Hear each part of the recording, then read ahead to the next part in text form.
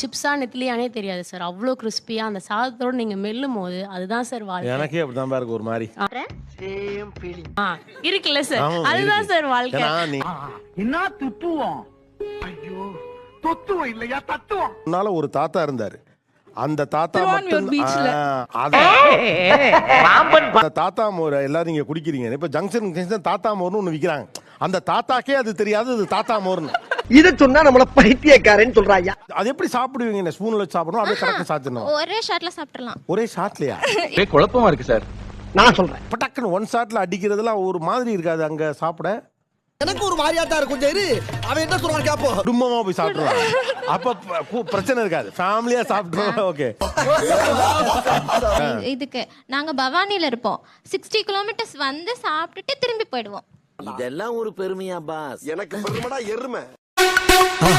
மறக்காம சர்ப்ரைஸ் பண்ணுங்க.